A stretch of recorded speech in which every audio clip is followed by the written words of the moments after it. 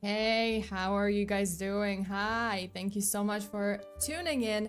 Hello, welcome to this stream. If you're new here, hi, I'm FEARSONA, you can call me Sona, and I'm your friendly neighborhood true crime VTuber, here to give you full body chills. And this is one of those rare occasions when I did not mess up my intro, so hey, the little things, little achievements, success, I leveled up. Okay, hello, hi, how are you guys doing? I said that already, why? Okay, so you guys, I did have something to say before before I start the case. Yeah, we had a stream on Patreon just the other day. We did have a stream about like some pictures with very disturbing backstories. We talked about the case of Mary Reeser. If you don't know, it's the case of the woman who spontaneously combusted in her apartment. It was pretty freaky. I had some pretty freaky pictures from the case. There was also a case of Tara Calico who went missing, and yeah, like the last photo of her is this like mysterious Polaroid picture, which was like found on this random at this random parking lot. It was pretty insane. You guys, how are you guys doing? Everyone good? Great. This is a week. Okay, I'm just gonna remind you guys that you can still submit your messages to me, birthday messages, even if it's like disturbing facts. You can also, honestly, you can submit disturbing facts and I'm gonna read them during my birthday stream, which by the way might be pushed back because so I'm gonna reveal what the plan is. I mean, hopefully, the stream will be pushed back a little bit, so it's gonna be after my birthday, because I actually ordered I did actually tell my Patreon members that during my last stream, but I did order a polygraph device.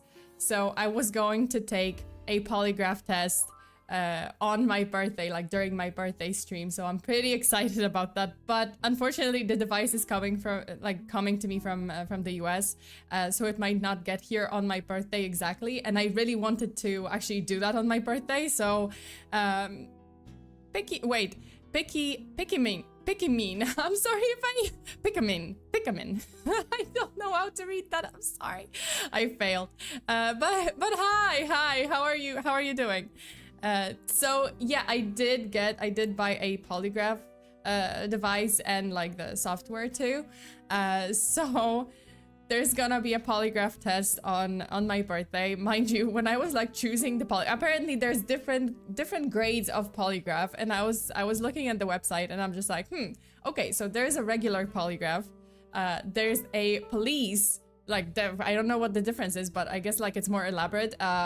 So there's like a police grade polygraph, and then I was just like, let me see what else they have. They have military grade polygraph. That's the one I ordered. I was just like, yes, I want to be questioned. So yeah, I ordered the military, apparently. I don't know if that's, I don't know how like accurate that is, how truthful that is, like that it's a military grade polygraph or whatnot. But I was just like, yes, let me order the one that's like the most stressful. So I ordered that one. We'll see how it goes. Area 51 polygraph. So yeah, well, okay, so I'm gonna definitely create another like Google form for questions, so you guys can submit your questions. Sometime after the stream, like I'm gonna post about the form, the other form for polygraph test questions. Are there limits of questioning you? Well, not really. Like, so I was going to do a Google Forms with questions, so everyone gets like one question, but I think like during the stream you will also be able to ask me questions like through super chats or something. Like, yeah, like I think that you guys will get the questions, like you can ask me more questions, but I think I'm gonna have like 5, I don't know, like 5 times I can plead the 5th. So I don't have to answer the question 5 times, but that's it. Like I'm gonna run out of the, I plead the 5th option. Yeah, like I'm just gonna like put a limit on it, and then I have to like, oh, if I run out of the, you know, the fifth, I plead the fifth option, then I have to answer the questions. When is birthday stream? Like the day? Well, my birthday is on the 19th, but I don't know. It might be pushed back to next week, not this week, because you know, like the device, like I need the device and it's not here yet, and so far it is in Itasca, Illinois. Sincerely, I hate you, Itasca, Illinois, wherever you are.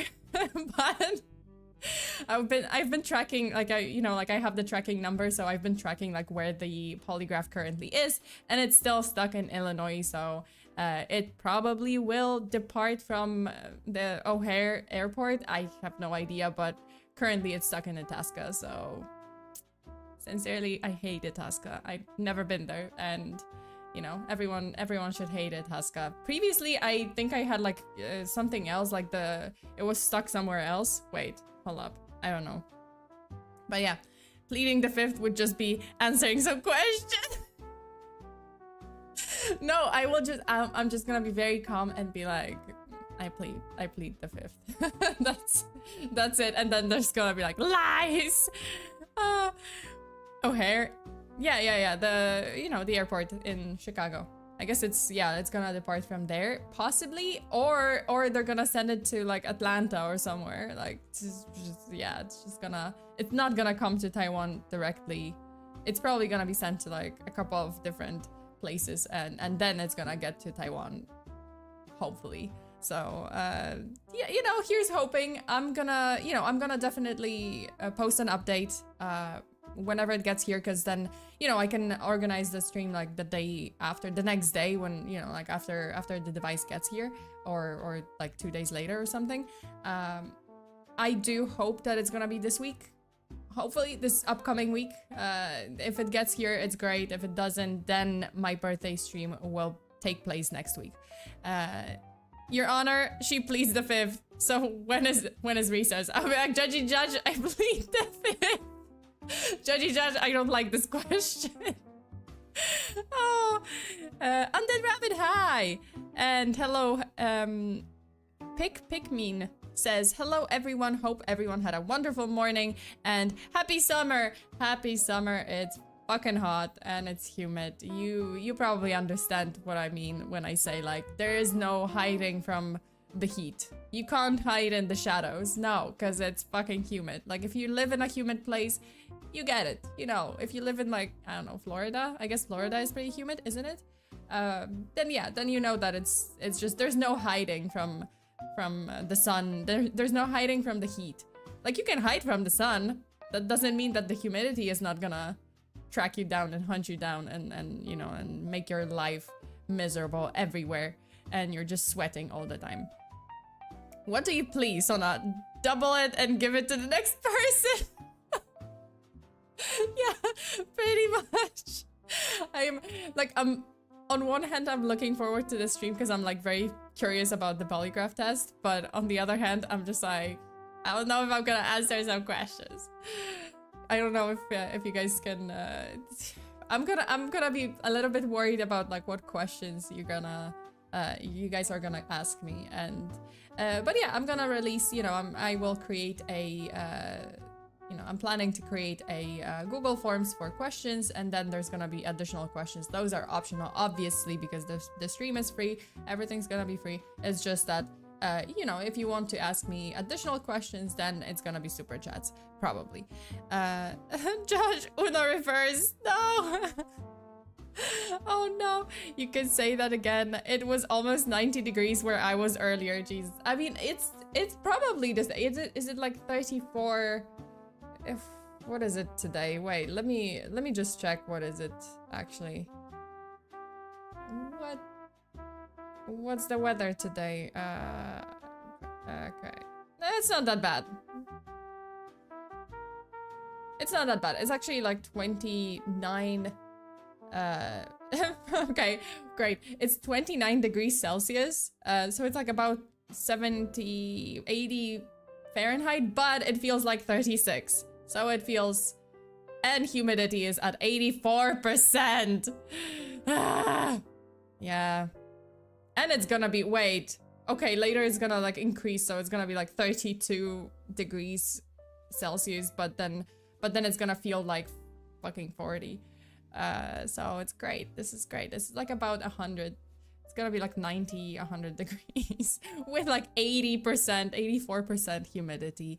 Oh, wonderful times. You know, summertime. I love summer. I hate summer. I hate summer. Summer is horrible. I hate it. I love spring and autumn and winter, and yeah, summer sucks. Sona did it. I rest my case. It's about to be night, so it will be cool. See, this is not the case in Taiwan, even if it's night. Well, I mean, yeah, it is like a little bit cooler, but when it's the peak humid season, it's just like it doesn't matter.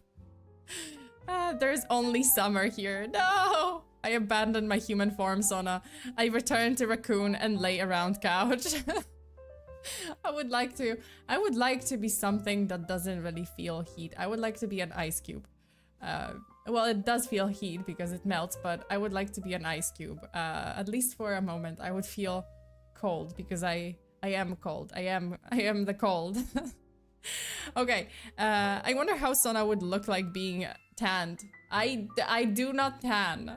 Okay, I tan. When I tan, I spontaneously combust. That's it. I just tan red. My skin is just not meant for, you know, I'm not meant for the sun. I am meant for like, oh no, I'm meant for just, that's it. Just existing.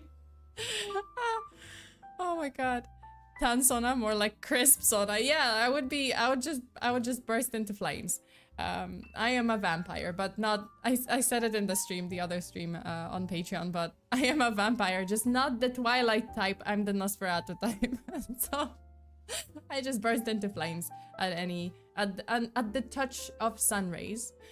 Okay, you guys, this is the last stream of the week. I will be taking a 1 or 2 days break, and then I'm gonna come back with more spooky streams. So I hope you guys, I hope to see you guys there, you know, next week as well.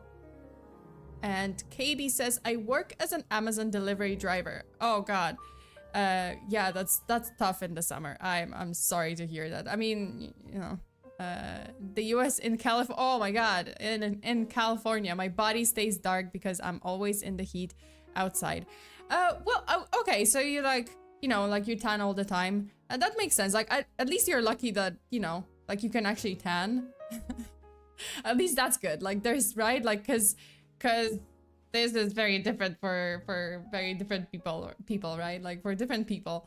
Yeah, like I think like I would have to be covered head to toe in California if I were also like working as an Uber, like as a Amazon delivery driver. You know, being out all day because that's what it requires.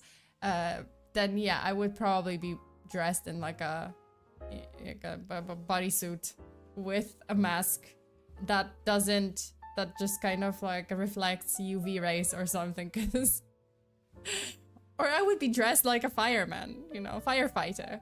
I would just get a firefighter suit and just, it's horrible because it would be hot, but at least I wouldn't burst into flames, hopefully. Or at least if I did, it would be contained. This strain has an accurate depreciation of vampires. Oh, okay. Yeah, there's this strain. There's, what is it? There's the Underworld. I guess Underworld also had like very accurate, you know, depiction of vampires, like how they die. If you're looking hot, hey, thank you. Good summers, goodwill, working outside in 115 degrees heat, wearing polyester. Yeah, that's not fun. That's not fun. KB, I feel for you. That's not fun. Degree heat, wearing polyester. Fun fact, polyester does not breathe and retains heat. Oh god, what? And goodwill makes donations. Donation attendants work in that. Also KB, I'm pretty sure like the Amazon, you know, like the suit or the uniforms, aren't they also made of polyester? That's I mean, hopefully not. I hope not. I hope not. Maybe it isn't. Okay. Jose, thank you so much for the super. Waiter, this sauna is cold. I ordered my sauna well done. Sauna well done is sauna burnt. That's it. Like I can't. You know, like the littlest, the smallest amount of heat. The littlest? Is that a word? The smallest amount of heat, and I just like. Okay, you guys. Today's case is a lot. Okay, today's case, there's gonna be a lot of videos. It is a pretty disturbing case, so we're gonna switch to that. We're gonna start the case now. Okay, wait, let me hide this. The case begins now. So this is the case of Courtney Clenney, or Clenney, I think Clenney. I did make a YouTube short about this case. It was like a quick summary, but there is so much more to this case, and the drama started, or the red flags started, I would say months, years before the tragic incident. Also, Gun Puppy, thank you so much for being a member for 21 months. Let's go. Okay, so over 2 million followers on Instagram and millions of dollars in OnlyFans earnings and sponsorships. Courtney Clenney's social media presence and influence were very impressive, but the same cannot be said about her downfall. Born in a modest middle-class family in Midland, Texas, Courtney dreamed of becoming famous ever since she was young and was set to pursue her dream at all costs. Ever since her teenage years, she was already on social media trying to create her brand, and her quest for fame and fortune was fueled by her admiration for Kim Kardashian, whom she wanted to be like. Is that a good thing? I don't know. Okay, so as soon as Courtney turned 18, she pretty much moved out of Texas and set out for Los Angeles to pursue her career. And that is also when she began her journey on YouTube and Instagram, gaining recognition by sharing content about her bikini competitions and fitness routines. Alongside her online brand, Courtney also attempted to pursue acting and actually landed roles in several productions like Boyhood and Everybody Wants Some. Unfortunately, life in LA wasn't the cheapest, and Courtney soon found herself in constant financial struggle, which led her to move back to Austin, Texas, and work at a strip club in Austin. This decision didn't really gain her parents' approval. They were not happy about this, but it's actually what opened a whole new industry for Courtney that she saw as like a very lucrative opportunity, which was adult content, going into adult content instead of fitness, instead of bikinis. She saw an opportunity in creating adult content. I mean, she was still posting, right? Like, she was still posting pictures on Instagram, which were pretty much like, oh, some fitness stuff, some bikini stuff, but she was heavily kind of invested in adult content, especially on OnlyFans, which you guys know, the website for creators to post whatever content they want behind the paywall, and a lot of it is it has gained the reputation for being kind of a platform for adult content, right? So OnlyFans was the platform where Courtney ultimately got her big break, with pretty good earnings and fame in the adult content industry. Her account got so popular that she managed to make more than $3 million in less than 3 years from this platform only. This did not include any lucrative sponsorships. She landed along the way with different brands, so her earnings were much higher. So Courtney's media presence skyrocketed around that time, and she got about 2 million followers on Instagram and expanded her influence to other platforms. In November 2020, Courtney had a huge life update. She revealed to her fans, to the to, you know, some of them, like some of those fans' dismay, she revealed that she was now in a committed relationship with Christian Obumseli. He was also nicknamed Toby. And Toby was a cryptocurrency trader, a very successful one. He actually like made quite a lot of money out of cryptocurrency. So Christian also became actively involved in Courtney's ventures. He was very supportive of her career and would often be there for her photo shoots, events. At one point, he essentially started taking the role of her manager, and their relationship was flourishing alongside Courtney's career, and the two made sure to show it off on social media. But we all know that when we see what we see on social media isn't always true to how it is in reality. And it seems that Courtney and Christian's relationship was one of such cases. Friends and family members reported a change in Toby's behavior. He was becoming stressed, like visibly stressed, preoccupied, and withdrawn. He was just constantly in a sour mood. Well, I mean, more like a sad mood. Like it was just very visible that he was concerned about something, right? So the two, Christian and Courtney, decided to move in together and rented a luxury penthouse in the center of Austin. I mean, Courtney could definitely afford it. Christian could definitely afford it. So why not? You know, they wanted to live a life, a nice, comfortable life in an upscale community in Austin. So living together seemed peaceful on the surface, but their private life told a completely different story. Courtney's behavior towards Christian became increasingly controlling. She was very jealous. She soon resorted to physical violence and emotional violence. She would often get upset over very small things, screaming at Christian and trying to hit him. The physical violence eventually became more frequent and more severe. One time, a neighbor reported hearing frequent, loud, and verbally aggressive arguments from Christian and Courtney's apartment. Then, a fellow OnlyFans model who worked with Courtney noted her signs of instability, mentioning how Courtney was relying heavily on alcohol and drugs. The same model confessed that she had witnessed Courtney and her partner arguing aggressively whenever Courtney was under the influence. Courtney's frequenting of bars and clubs in Austin led to an increase in her alcohol consumption and dependency. This may have contributed to her outburst and physical violence toward Christian. It was at that time Courtney was charged with 2 DUIs and had several incidents, including one serious fight with her boyfriend. In July of 2021, things came to a head when Courtney and Christian had another altercation while staying at a hotel in Las Vegas. At some point, Courtney called the police, telling them she wanted her boyfriend removed from the room, removed from the hotel because of their argument.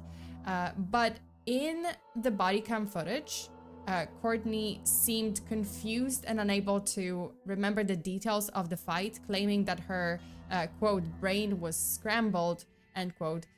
So first she said that nothing was thrown around the room, but when the officer calls her out on that and says that, hey, there was, broken glass in the room, she suddenly admitted to, oh, maybe I did throw that, maybe I threw a glass at Christian. And this is actually a video from that interview. So you called once again for what? Why did you call for help? Because we were getting really loud. Okay. And I thought it was going to disturb everybody, so I felt the need to have him removed from the room. Obviously, we're going back and forth. He was already upset with me. I was getting upset with him. We were getting loud. And I was like, oh my God, we're gonna do damage to the room or something. Not damage to each other. I really want to But why would you think that. Why would you think that you were gonna do damage to the room? I throwing something. Or Did you throw something? did I? Yeah. No. Did anybody throw anything? No. So why would you think that there is damage to the room to be made? Because I've done that before in our house. And I... What have you done? Thrown a glass at him, plate. And I could just see, like, the way that things were going. We were either gonna get loud, or I was gonna end up throwing something, or like get in trouble somehow. So I was like, you know what, I'm just nipping this in the bud. Did you throw a glass or a plate at him today? No. Okay. So if No, this was before. Okay, so when I go to the room and I see a broken glass on the floor, where did the glass come from? I don't know. I literally couldn't even remember how the fight started. Okay, well, Was there? yeah.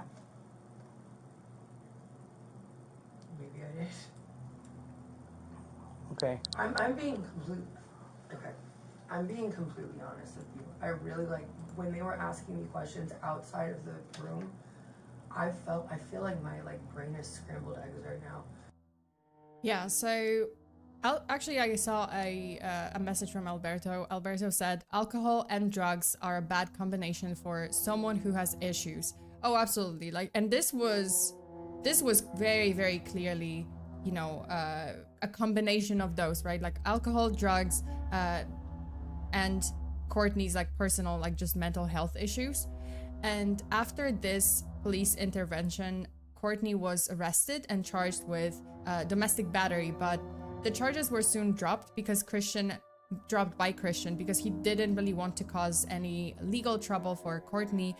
He was very much in love with her, and he just didn't want to see her in this situation. He wanted to work things out between them because, you know, he really cared about her, and he still wanted to be with her despite their arguments. Is that smart? Some people actually said, you know, some people did talk about how, why didn't he leave? This was so bad. How could he still, stand by her? But you never know. Maybe he, it seems like he just deeply, deeply cared about her, and he was very much in love with her. So, you know, you can't really explain that, you know, he just wanted to be with her. He wanted to believe that there was still a chance, there was still hope that they could fix things.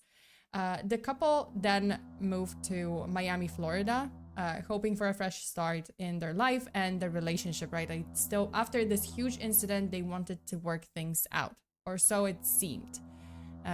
Also, Darren says, FEARSONA in the words of Fallout New Vegas. That's Vegas, baby. Jesus. Love blinds what's going on. Oh, absolutely. I think this was one such case, at least for, you know, for Christian, it was this kind of case, you know, he was very much in love, so he just didn't see, or didn't want to see all those red flags, didn't want to see all this, that is not okay, and nothing's gonna change. Unfortunately, this happens a lot with abuse victims, both men and women. Yeah, absolutely. And it's just, yeah, it happens a lot, and then the person who is the victim often is just, right, gaslit, or just is not seeing or doesn't want to see those red flags. I don't know. I've never been in this kind of situation, but yeah, the person just doesn't want to believe that it's hopeless, right? They still want to have that hope, oh, well, you know, there are good days, so maybe we can work things out. And it always comes to oh, apologizing, right? And then you think that it's okay and it's gonna change, and nothing ever changes. So they moved to Miami, and they wanted to restart their life, their relationship. They wanted to work things out. They settled into a luxurious condo in Beverly Terrace in the heart of an upscale neighborhood.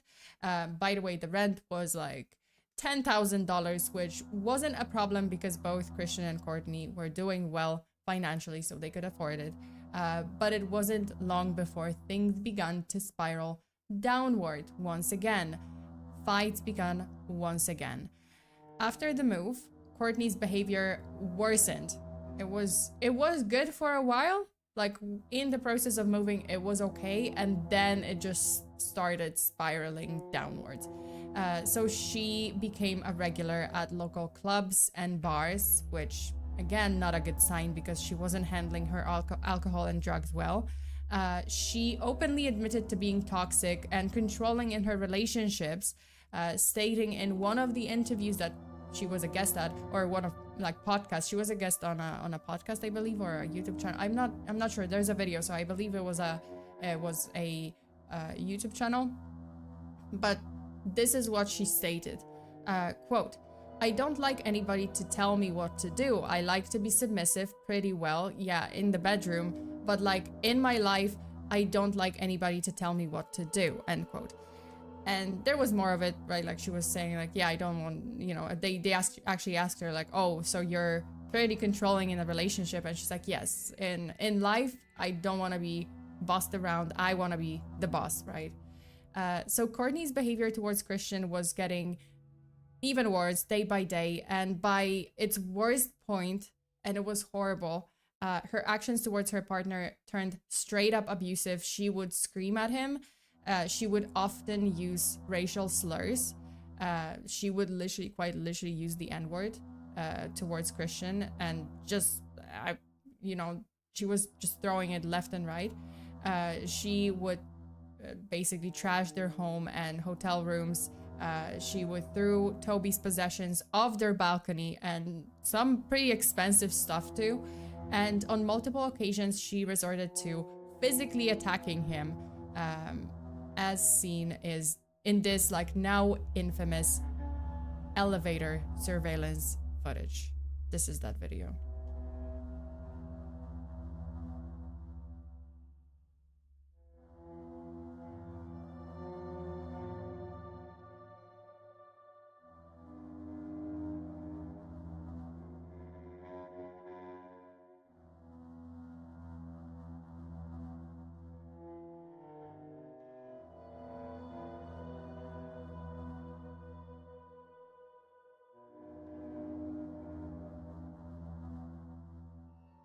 I mean, it's pretty horrible. And you can actually tell that Toby, in this video, like, Toby isn't trying to fight back. He's trying to, like, push her away, right? He's not fighting back. She's the one that's, like, the aggressor. Like, she's constantly, like, trying to hit him, pulling his hair, and just, like, attacking him, you know, again and again. And he's just trying to stay calm. He's trying to, like, okay, push her away, like, just calm down, just don't do this.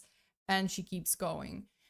So this is like very, very clear. It's not vague, like who started, who's the, you know, the attacker here. No, it's very clear that it's Courtney. And believe it or not, they stayed together despite this constant aggression. And this was just one video. Toby continued to defend Courtney and profess his love for her. Because of that, like, some people kind of called him an idiot, saying like, hey, why are you being an idiot? Why are you being stupid? Why are you staying with her? But he was in love. He wanted to believe again that it's gonna change, that he can fix her, and, you know, they can work things out and they can actually transition to a peaceful relationship. No, they couldn't. I mean, it was pretty hopeless, and it just unfortunately ended the way it did. And then in a written letter addressed to Courtney, he stated this, and it's just heartbreaking, but you can kind of have a glimpse into like into his mind and what he was thinking about Courtney, like in regards to Courtney. So this is one of his letters to Courtney, and this is what he wrote. Quote, "You are honestly the sweetest and most annoying woman I know, but I would never trade you for anything. I want to be everything to you, your boyfriend, your best friend, your lifelong partner." I mean, this says a lot. He had a lot of faith. He had a lot of, you know, trust and hope for this relationship. And I don't think Courtney reciprocated that. I don't think this is how she thought of this relationship. You know, it's pretty clear that she did not care for him as much as he did for her. So Courtney's toxic behavior continued. That guy really wants this to work. Yeah, he absolutely really wanted this to. He's a fucking saint. I don't know. Like, that's what they're like, the, you know, his friends and his family said, like, he was the kindest person, and he really wanted to like see good in people. He really wanted to like make this work, and yeah, like, he's basically a saint, because I could not. But she absolutely doesn't. She absolutely doesn't care as much for him as, well, I mean, it was pretty clear. I don't know, maybe in her head she did, because you never know what is in someone's head, but And she swears to this day that she cared, she loved him and stuff, but honestly, it's just very hard to believe. From these videos, seeing those videos, it's very, very hard to believe that Courtney loved Christian. I don't know what to tell you. This is like straight, simple. It's just hard to believe.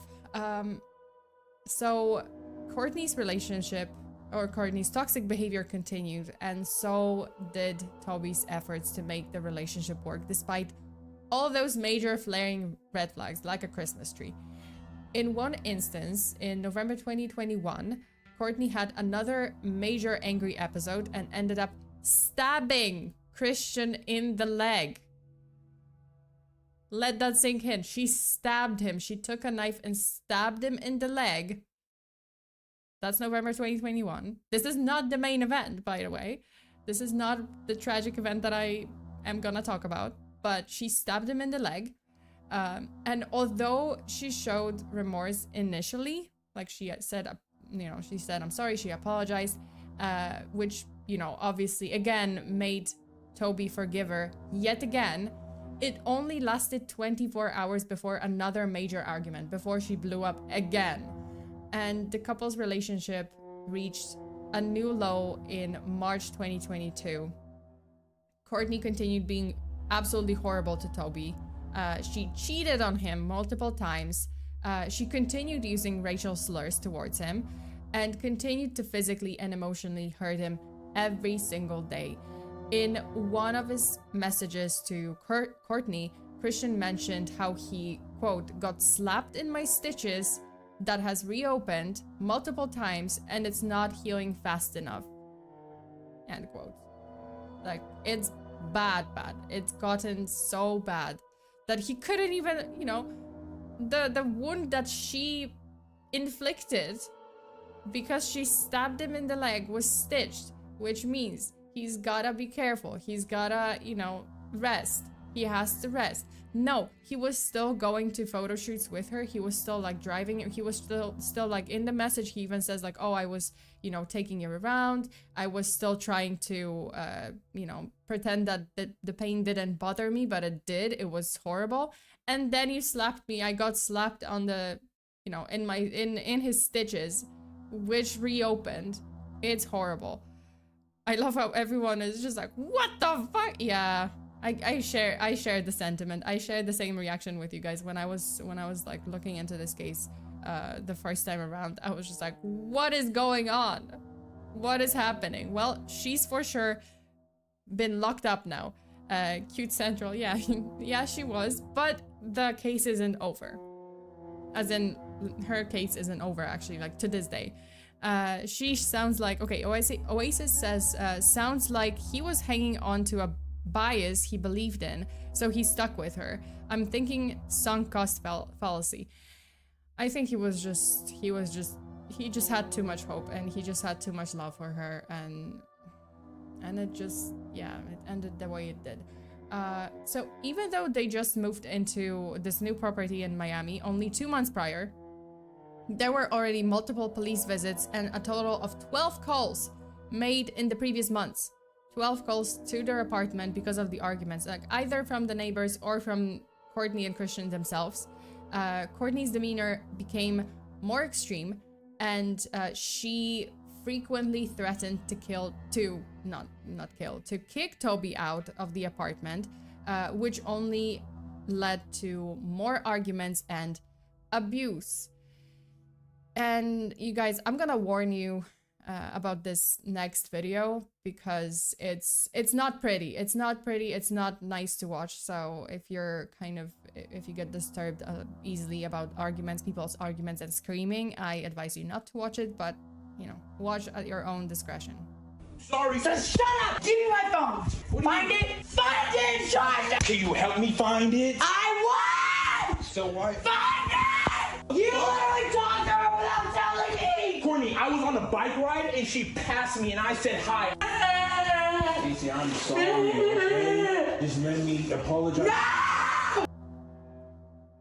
Yeah, if you couldn't, like, I know that it's kind of hard to make out what they're saying in this, some of it, because she's screaming like a banshee, but you know, if you can go past the banshee screams, you can figure out that he was saying, he's explaining to her that whom I assumed was a woman was passing by him on a bicycle, and he just said, and she said hi, and he replied hi. This is what this argument is about.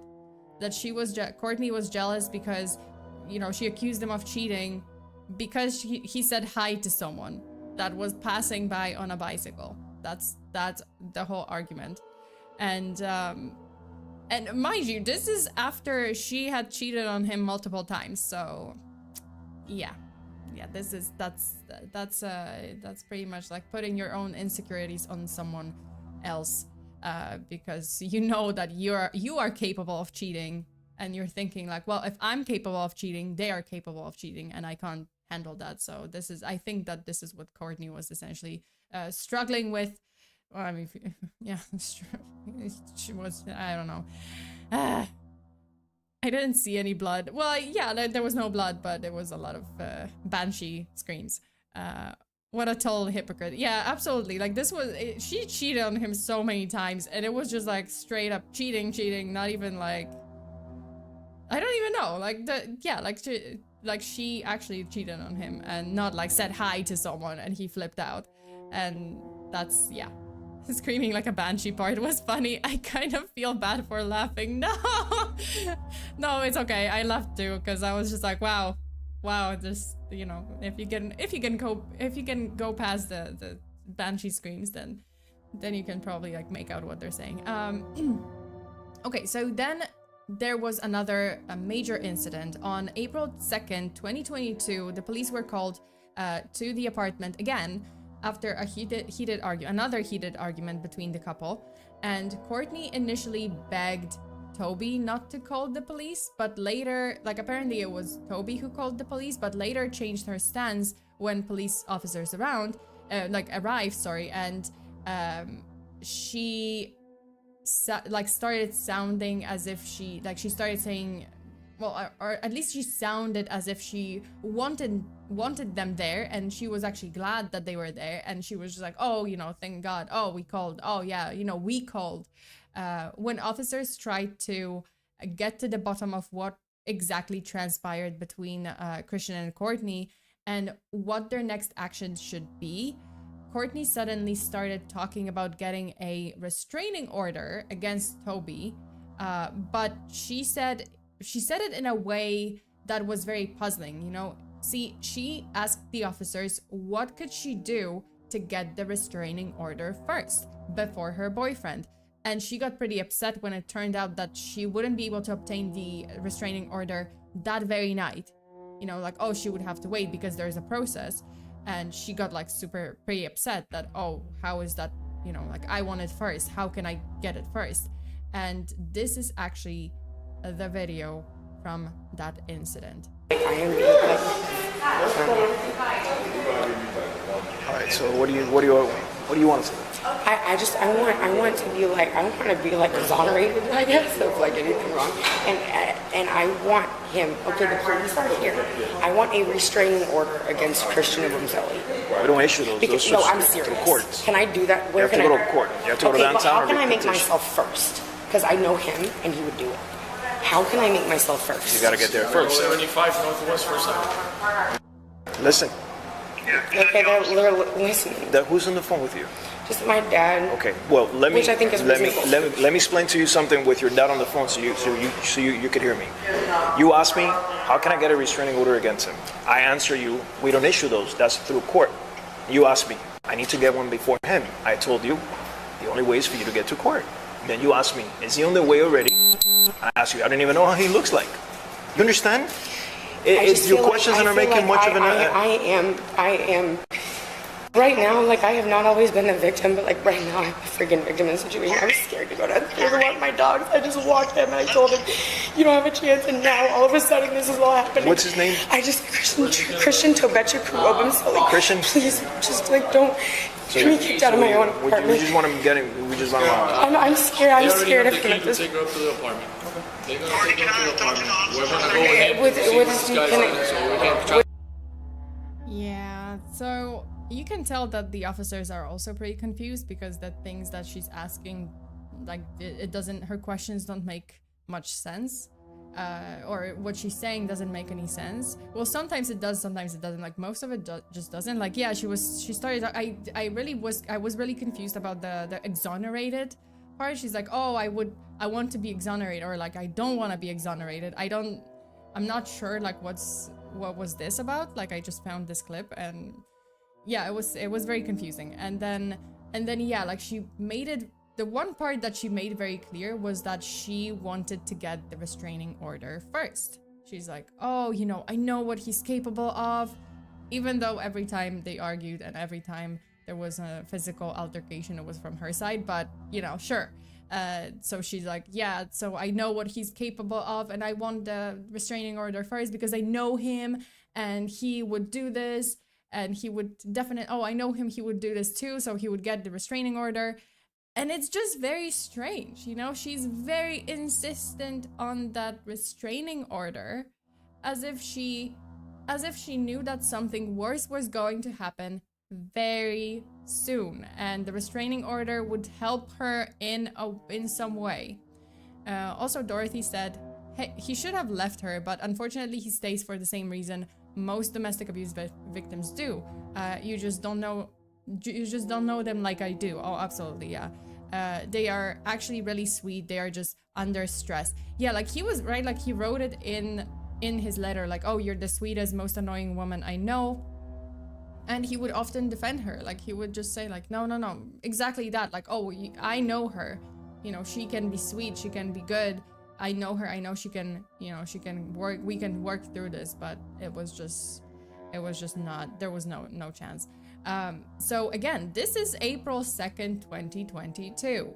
And Courtney is acting with the whole restraining order situation. She's acting as if she knows that something worse is gonna happen, and she's gonna need that restraining order to help her in case of extended court proceedings. And then came April 3rd, literally the next day. So on April 3rd, a harrowing 911 call was made at 4:57 in which Courtney reported her boyfriend being injured in the chest and bleeding profusely. Upon their arrival at the apartment complex, police officers witnessed a truly tragic scene. There was a trail of blood leading inside the apartment, where officers later found Christian in Courtney's arms, bleeding from a serious stab wound to the chest. And here's the 911 call. Operator Jones, what is the address of your emergency? Hey, man, please. 3101. It's 130, so 130. Ma'am, listen to me. You need to stop screaming on the line and give me the address. 3101. You're gonna die. I can't feel my arm. 3101. I can't feel my arm. Ma'am. So my boyfriend is dying of a stab. Ma'am, what is the address? What's that? What's the address, baby? 3131. 3131 Northeast 7th Ave. Please, God, please. Come see my boyfriend. Ma'am, is this a house apartment or a business? 512-745-2582. Is this a house apartment or a business? Baby, I'm so sorry. Baby. Ma'am, can you hear me? If you have a stab wound to his shoulder, you can sit down. What do you mean he has a stab wound on his shoulder, ma'am? Yes, he's bleeding from his shoulder. Rescue, this is PD Physician Juliet. The caller, ma'am, hold on one moment. The caller advised the address is 3131 Northeast 7th Avenue, 31 Northeast 7th Avenue. The phone number is verified. The caller advised that her boyfriend has a stab wound. Okay, is this a house, apartment, or a business?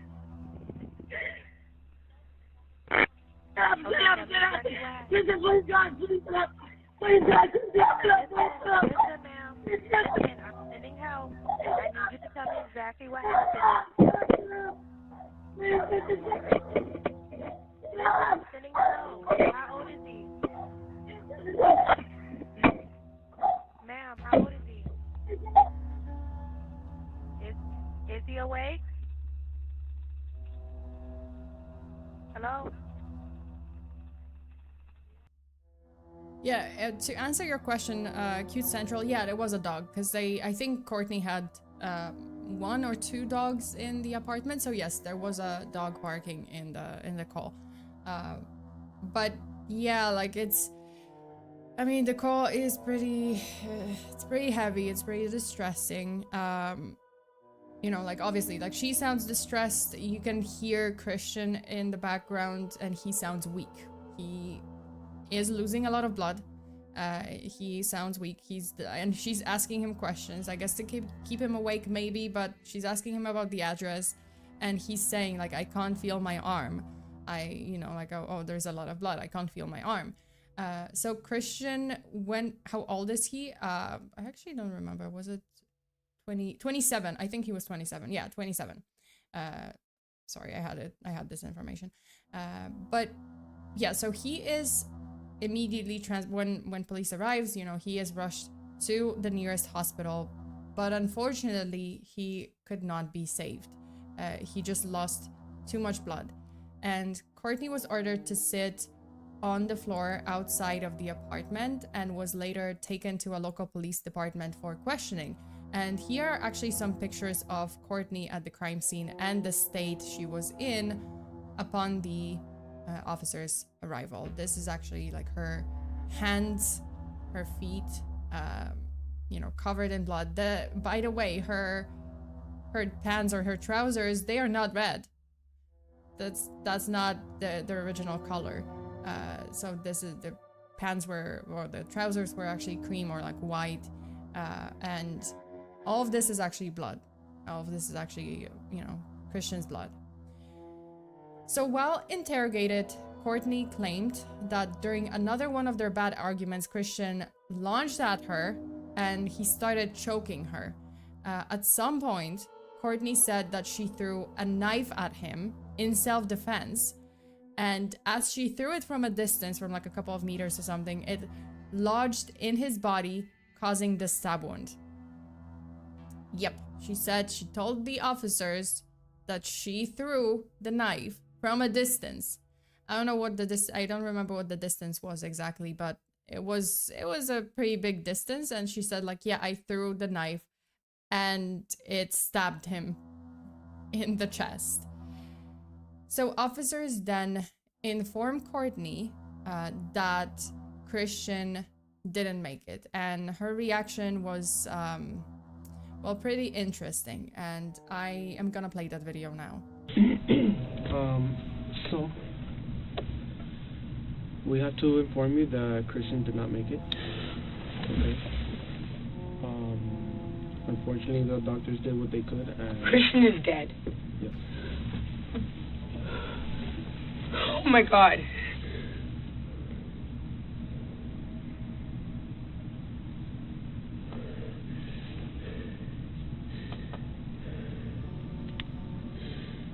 This is not real, right? Okay.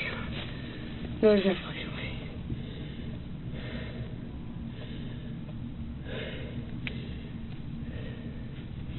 Christian died? Can I please have a hug? Am I allowed to do that in here? Sure. Oh, yeah. Relax. You'll be fine. No. Calm down. Calm down. Calm down. Take deep breaths.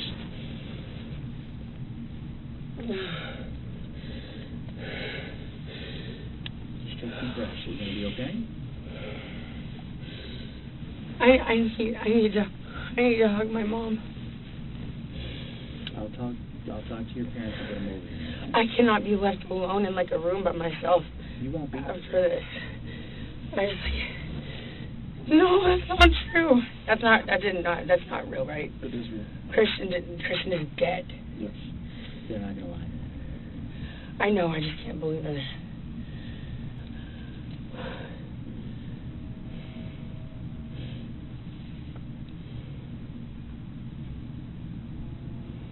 Deep breaths. Just take deep breaths. I've been crying so much, Don't. and I just can't even cry right now.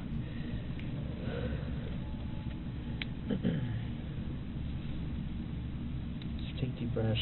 It's a shock. Just. What I was saying to that other room, I said, God forbid, when like from far away, what if it had accidentally hit a little bit lower and he died? That's what I said. You remember? I said, God forbid. Then a few minutes later. So we can't change what's occurred and get him before. So just step by step.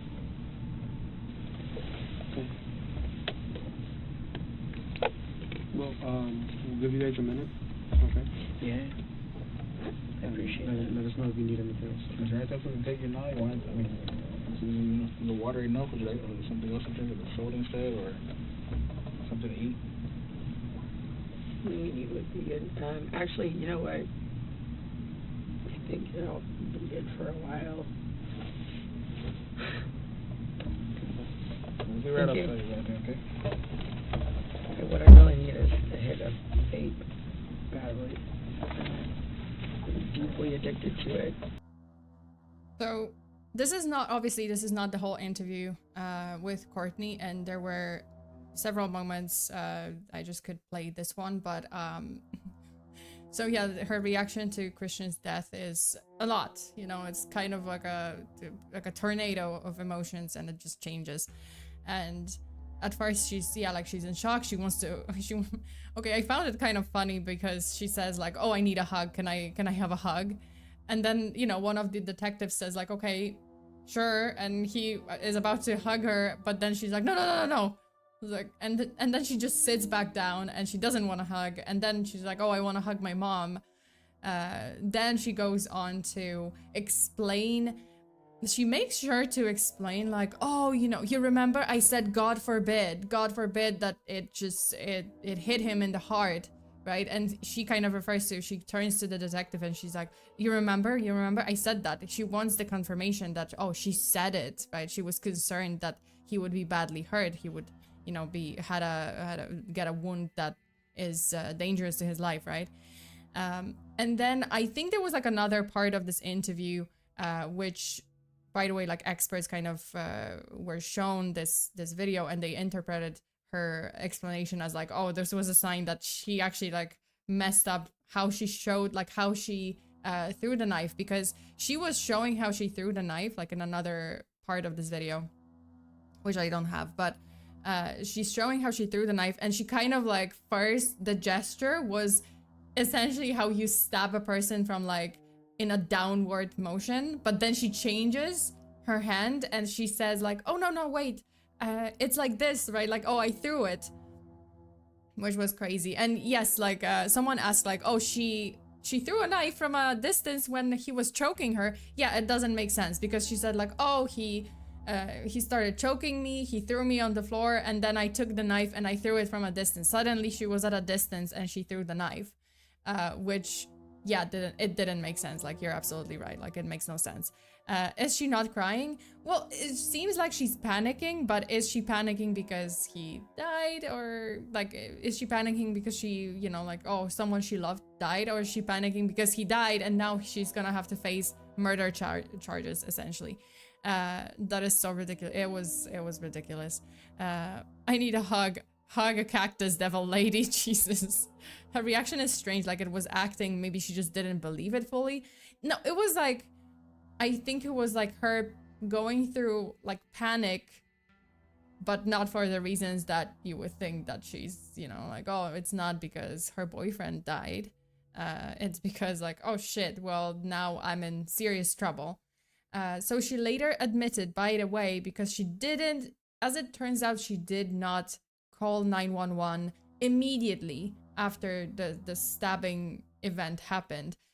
So she admitted to not calling 911 immediately and instead calling her mom first, which actually wasted 13 minutes. She was on the phone with her parents for 13 minutes while Christian was heavily losing blood, and those were 13 very crucial minutes. He could have been saved in that time, but because she called her parents instead of 911, he actually bled out. Upon witnessing Courtney's distress and unstable demeanor after learning of Christian's death and after this interview, 13, not 30. Yeah, it's 13 minutes. And those were like every minute counted, right? Because he was bleeding, he got stabbed, like this was bad. And yeah, unfortunately, they wasted 13 minutes, which could have been used for the 911 call to explain the situation and get the officers there or get the emergency services there immediately. But no, she got on the phone with her parents instead. So after, you know, witnessing Courtney's reaction and her kind of unstable demeanor, like after this interview, officers decided to place her temporarily in a psych ward for 2 days to pretty much ensure that she wasn't a danger to herself and to others.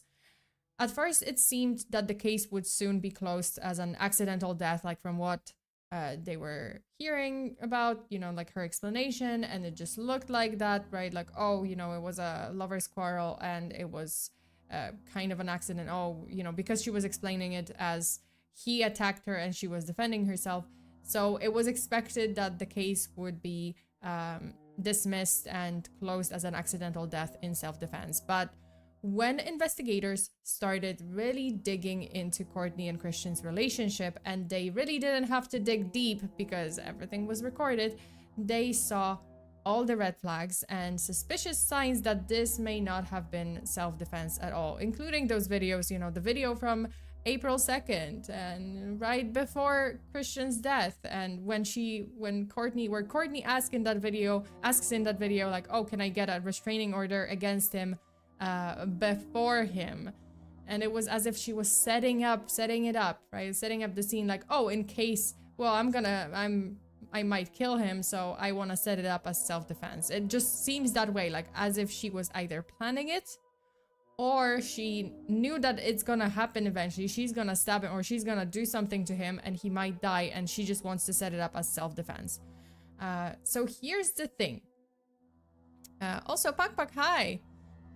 Dorothy says her shock was probably the fact she didn't think he would actually die from getting stabbed. What did you expect? I know, right? In the chest. Like leg, maybe. Yeah, like leg, you have to sever a major artery to kind of like bleed out. It still can kill you, but you know, leg is like less likely to kill you than like a stab wound in the heart. And now she will be booked for murder. Yeah, like pretty much like that's what I think this reaction was, right? Like she started panicking because she knew like, holy shit, he actually died, which means now I have to deal with like murder charges. And it's much more serious than just like battery or something. Right in the heart too, that makes it even stranger. Yeah, yeah, so they were digging, right? Like they started digging, they didn't have to dig deep. There were so many red flags, and it was very like a lot of signs that this was not self-defense at all. Here's the thing. So Courtney wouldn't be arrested until 4 months after the incident, which very strange. Why didn't they arrest her immediately? The delay was caused by, even if she's innocent, right? Like innocent until guilty until proven innocent in her case. So innocent until proven guilty. Even if that's the case, right? Like, okay, I would say in this case they should have like at least left her in the psych ward until the actual like formal charges are pressed.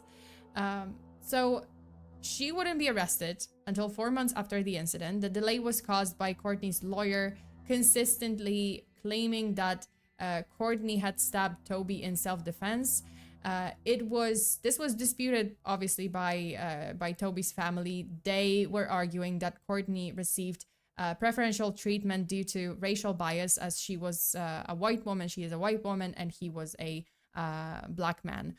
However, the prosecution claimed that they took their time to gather enough. So there was also like another side of the story, right? Like the prosecution says, oh, you know, we took our time to gather enough evidence to build a strong case against Courtney, and that is the reason why for the delay in her arrest. Eventually, Courtney was arrested, and this is also ridiculous because she was arrested in Hawaii, where she supposedly had been undergoing treatment for substance abuse and PTSD. Very, very nice location to do rehab indeed. Hawaii. I mean, yeah, she was this happened in Miami, and suddenly she's in Hawaii doing rehab. Very, very nice location for a rehab. She was then charged with second-degree murder, and evidence against her was pretty heavy, pretty damning. This is a sick joke. Yeah, I know, right? Sona, you need to stop hanging out with those bad mobs, like the ones on Twitter. Come hang out with us. You're a good mob. Twitter is a whole universe, okay? Twitter is for angry people. I don't really post on Twitter that much. I do check, you know, cases. Like, cause I follow a lot of accounts with like cases. So I do get ideas from there too. And videos, and it's just like, yeah, Twitter is for angry people. Okay, so Courtney was charged with second-degree murder, and the evidence was pretty bad, like, for her case. So we have the infamous elevator footage, right, showing how Courtney was attacking Toby, and he was never the aggressor. Like, she was very clearly attacking him, and he was trying to, you know, kind of like de-escalate the situation by kind of pushing her away and just telling her to calm down. Then we have letter recordings and text messages left behind by Toby, in which he either professes his love for her, says that he wants to work things out and work on the relationship, or he's saying like, hey, despite all of what you've done to me, right, all of what you did, I still love you, I still want to work things out. And he was listing out all of the things that she did, right? So like the racial slurs, the insults, the physical attacks, physical violence, and the stabbing in the leg previously. Then we have over 12,000 text messages exchanged between the two, in which Courtney showed signs of being toxic and abusive towards her boyfriend. Then there were also historic reports of Courtney's abusive nature, including the incident where she stabbed Toby in the leg. Christian also captured several secret recordings of arguments between him and Courtney, including one where Courtney can be like heard, like can be seen getting like physically abusive, like she's actually attacking him and you know, getting angry at him for like saying hi to a woman. And then there's another one where she's attacking him in front of like another friend, and just it's just horrible. Okay, I'm gonna play this.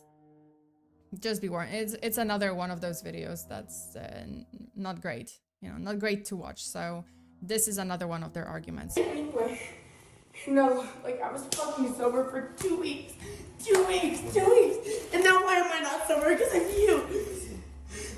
Like you're hindering my progress. Yeah, so clearly she's saying like, oh, I was sober for 2 weeks, but then because of you, I'm not sober anymore. And I think it was like referring to another one of like her jealousy fits. So like he did something, or he said hi to someone, and I don't know, like, and she got angry because he was clearly cheating on her. Not to mention witness statements. Obviously, like another, you know, damning piece of evidence is like all the witness statements from Courtney and Toby's friends, who said that Courtney was the aggressor in the relationship. A nail to the coffin was the medical examiner's report after Christian's death, which concluded that Toby's injury could not have been caused by a knife thrown from the distance specified by Courtney. She would have had to be essentially a professional. What the examiner said was that she would have had to be a professional knife thrower to achieve that, to actually stab someone from, you know, like by throwing the knife from that distance. And she was not a professional knife thrower. I know, shocker.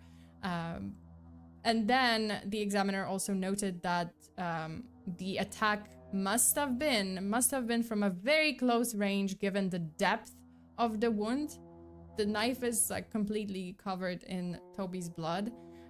So the depth of the wound was, you know, like showed that this was not, the knife wasn't thrown from a distance. It was absolutely used at a close range, and it was consistent with an intentional stab wound inflicted with a downward thrust into Toby's chest. So essentially, like, what if you watch this other video, there's like another clip from the interview with Courtney, and she kind of like slips up, and at one point she shows how she threw the knife, but then she kind of holds her hand up as if she's like stabbing downwards, and it's, yeah, it's pretty consistent with how the knife was used.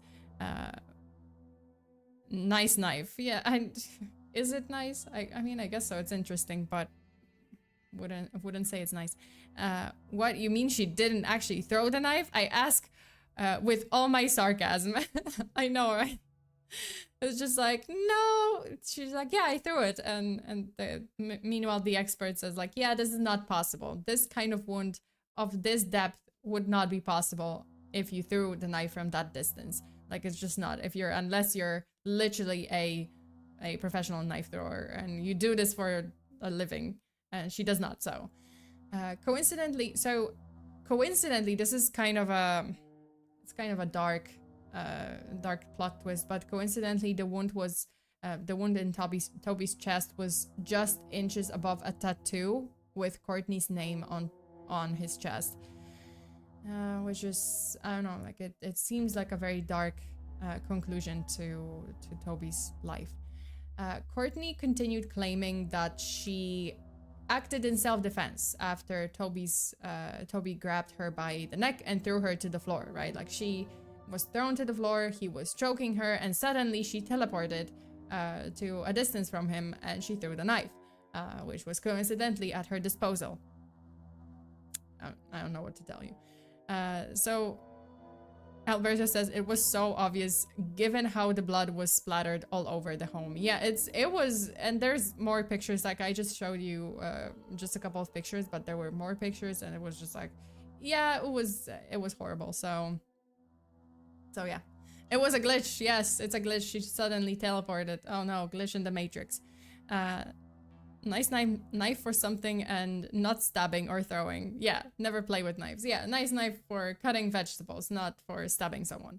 Yeah, she just magically teleported. She is Doctor Strange.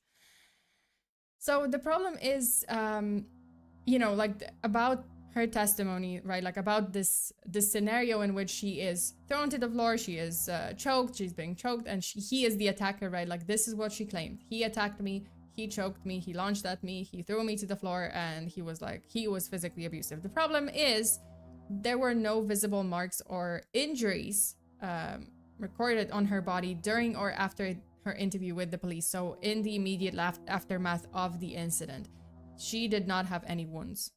And she would have if things went the way she, you know, presented them.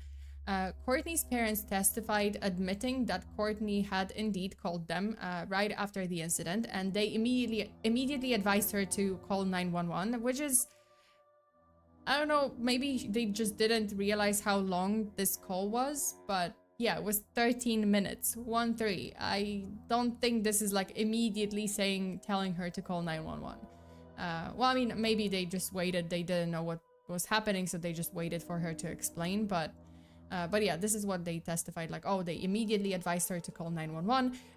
They asserted that their daughter did not murder Toby. They believed that she was acting in self-defense, and had she not done so, she would have been the one dead. So she had to, according to them, oh, this was necessary, right? Like, she had to act in self-defense. And then in February 2024, Courtney Clenney pleaded not guilty, and her trial is still ongoing. There was a motion hearing in March 2024, so just recently, during which her attorney continued the self-defense narrative. So it seems that they are still sticking to that story despite, you know, all the evidence against Courtney. Interestingly enough, this is another like plot twist in this case. Interestingly enough, Courtney's parents were also arrested in February 2024 and accused of, quote, knowingly accessing unauthorized evidence, end quote, according to Florida prosecutors. So apparently, investigators, after obtaining warrants to access the iCloud accounts of Kim and Deborah Clenney, so Courtney's parents, and their daughter's attorneys, discovered a group chat. Like a group chat was discovered among them. So between the parents, Courtney and her attorney, the exchanged text messages revealed discussions on how to access a laptop belonging to Christian and possibly delete some of the evidence that was in there. So they were talking about like, oh, you know, we have the laptop, we have to turn it in, but oh, maybe we can just, I don't know, like there was like, oh, they were talking about the pin to the laptop, right? The access, the password code, and like how to access his files, how to delete them, or how to like not turn it in. That's why they got arrested. And do you think they gave her the story? That's why it was 13. It was 13, 1-3, not 3-0. But yeah, like, I mean, maybe, I don't know the contents of that call. It wasn't recorded. So yeah, I actually don't know what happened during that call. Like they claimed that they just told her to call 911.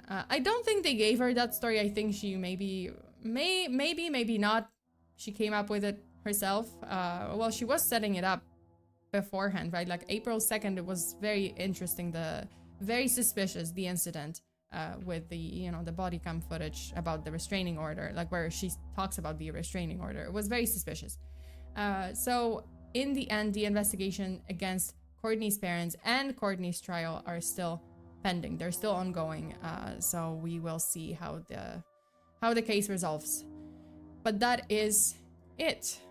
So they tried to cover her crime. Yeah, essentially, like they were trying to get her, you know, out of jail and get her to not go to actual, like, you know, prison, not be charged with murder or like be found innocent, right? So they were trying to get rid of very crucial evidence, and they were hoping no one would notice. But I would say Toby's laptop is a pretty important piece of evidence. So unfortunately, it didn't work for them, and they are now arrested and also charged. Judgy Judge, we order you the family special. We got her parents too. Oh my god, the family special. Judgy Judge, this, yeah, I would say she guilty. There's no question, and I'm sorry, like there's just too much evidence to, maybe by some miracle she is innocent. I don't know, we'll see. Like the trial, again, the trial is still ongoing. I hope the investigation is thorough enough and a fair sentence will be given, or a fair right, like fair judgment will be given. It's new to me. Is the 13-minute thing common knowledge? 13? Well, yeah, like I mean, I guess, well, I had it in my sources that it was 13 minutes, not 30. Maybe it was 30 then. I'm not sure. Maybe I got it wrong, but I don't think so, because this was one of the articles that I saw, and they said 13, but maybe they mixed it up. Maybe my source was just wrong. Her parents, mine would be witnesses for the prosecution. No. Oh, really? Honestly, I don't know. Honestly, if my kid did that, I think I would be the one calling the police. I'd be like, nope, not in my house, no. So I'm sorry, but you will have to answer for your crimes. Yeah, no. You get jail time, everyone gets jail time. you get jail time, everyone gets jail time. It's pretty horrible. Honestly, this case is just, alright. This case is just crazy. What do you guys think of this? Because I'm pretty sure she's, you know, it's all those videos, all those recordings, and like writing and everything else. It's honestly pretty clear, like what was happening and how, you know, what was the dynamic between Toby and Toby and Courtney. Don't sleep with crazy. That is a good advice. Don't. People say like, oh, sweet but a psycho, minus the sweet part. Just the psycho. just psycho, like a little bit. Cray cray, little cray cray. I think she needs help. I think she needs, hopefully, you know, like if she's, right now she's in jail, right? Like she's in custody. Hopefully that's gonna teach her something, and hopefully when the trial resolves and, you know, the sentence is given or like judgment is passed on her, this will be a valuable lesson, valuable life lesson. Hope, you know, as long as the investigation is fair, as long as the trial is fair, and you know the investigation is thorough and not like botched, like so many cases have just horrible like just the investigation was abysmal and in so many cases. I just hope this is not one of those cases, and they will do, like prosecution and, you know, lawyers and the judge will do, and detectives, like everyone will do a good job in, you know, investigating what really happened. Our taxes will pay for her care. I know this is okay.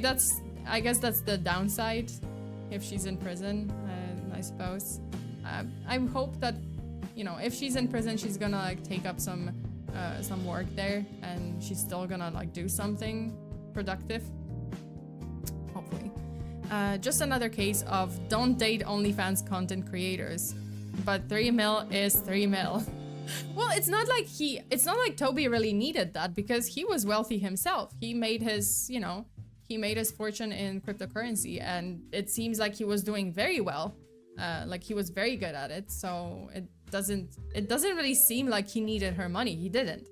It's just like he was genuinely in love with her. So I mean, you know, love is blind. Love is stupid sometimes, and yeah, love can be really blind sometimes, and like blind and just like blindfolded and muted and just, yeah, everything else, everything in between. Like you're just seeing this person as the sun, and yeah, it's crazy. It can get crazy. That is a very sad case, indeed. I think the saddest part was that he really wanted to make it work. Like he, according to his friends, family, and letters and messages, he really was hoping that this is just a phase and Courtney is gonna kind of transition from it and grow out of it, and he can actually help her with that, and she can still be that sweet person that he fell in love with. But yeah, I don't think that was possible. But that's it. It makes you wonder why the parent never sent their daughter to get some help at a young age if she had that many issues. Well, I think it's again the case of like, oh, you don't want to see it. Like if you're, you know, it's your loved one, you really don't want to see it. Like you wanna hope that it's not the case. It doesn't need like drastic measures or anything. So I think her parents were also kind of not seeing them or not wanting to see the issues that Courtney had. Love is death. Wow. Okay, that's very nihilistic. That is very negative. Well, love is not death, and it's just sometimes love can be scary, and sometimes love can be chaotic, and yeah, it can be absolutely blind. I'm sorry, that wasn't very nice. Wait, I missed it. Did I miss the message? I might have missed the message. As for her contributing to the economy, well, you only really get paid $1.5, $4 a day in the joint.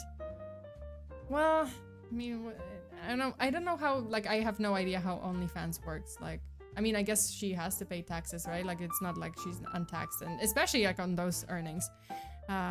Until death do us part. No! Jail is about 38.75 cents a day. I guess a little cheaper. Also, like, I guess like her family can still send her money. So for like stuff like in prison. I don't know, never been in prison. I'll let you guys know if it ever happens, but I've never been in prison. Not planning to visit, not planning to stay, to, you know, book my stay at a prison to find out. But yeah, there's some taxes going into prisons, and unfortunately many of them are you know, underfunded too. That's not great, but that's I don't know. I have no idea. Like, I don't know the situation of prisons in the US. I know some situation of prisons in Poland. Prison money, yeah, prison money. But yeah, that is it for the case. It was pretty crazy. It was a pretty sad case too. I hope you guys learned a thing or two from this. Hopefully the good things. So don't, you know, physically abuse someone. Don't be an asshole. And you know, like just be good in the relationship. You know, don't be Courtney Clenney, or Clenney, I guess. Don't be Courtney Clenney in a relationship. Just don't be that person, and don't throw knives at someone or don't stab people, because that's not very nice. And yeah, like you can really seriously harm someone. So just don't break the law. That's it. That is what I want you to learn from my streams. Don't break the law. Just be a good person. Be a law-abiding citizen. Before you ask, my family has a habit of bar fights. So yeah, not me, my big bro. He gets out soon. Oh! Well, this happened. Well, I'm you know, glad to hear that he gets out soon. Hopefully he's gonna be like, okay, well now I'm a changed man, and I will not do bar fights anymore. That's it. That's all I can tell you and all I can hope for. Okay, but you know, just a lesson. Don't break the law. That's it. Be good. Be good out there, and all the best to you guys. That is it for today. Thank you so much. I will come back. Yes, I will come back with more streams this upcoming week. I will likely see you on Wednesday. So Jose, thank you so much. Auto dodge activated. Oh no. Couple of drinks later. No! I'm gonna send good vibes to my significant other now. Please do. Please send some good vibes to your significant other, to your loved ones. You know, just that's it. Just send love. You know, just spread love. Don't hate, and you know, don't spread knives. Don't throw knives. Don't go chasing waterfalls. No, I don't know. What am I talking about? But that's it. Could you drop the OnlyFans link asking for a friend? No, I don't have it. I don't even have it. I don't think it's even valid anymore. I don't think it's even working anymore. Like, why? Also, lesson learned: if you're in a bad toxic relationship, leave before it's too late, because there's a 50% chance you'll die. Yeah, it might not, like, it's not always that extreme, but yeah, if you're in a toxic relationship and if you recognize the signs, then yeah, even if it's hard, I know it's probably gonna be difficult, but I would hope that, you know, you would be able to leave and you know, just have it in yourself to leave, because they're not gonna change. Like, that's it. Here. They won't change. Like, they're with the wrong person. So with the right person, they might change, but it's just like, if you don't work, you don't work, and they're not willing to change, they won't. So I would hope, I wish that you guys have only good relationships, no toxic relationships, and yeah, I wish you all the best. Okay, don't spread knives. Use knives to spread butter. Yeah, exactly, something, or like jelly, I don't know, jam.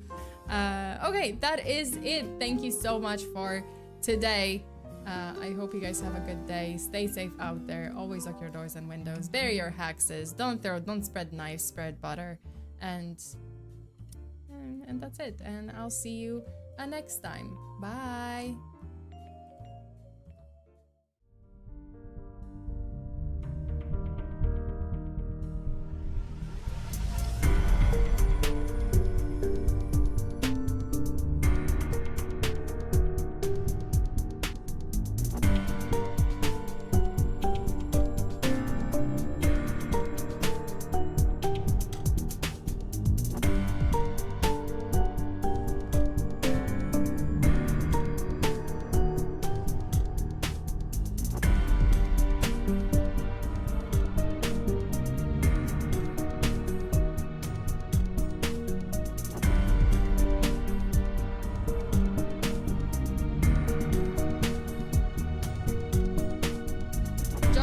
so much for the super chat.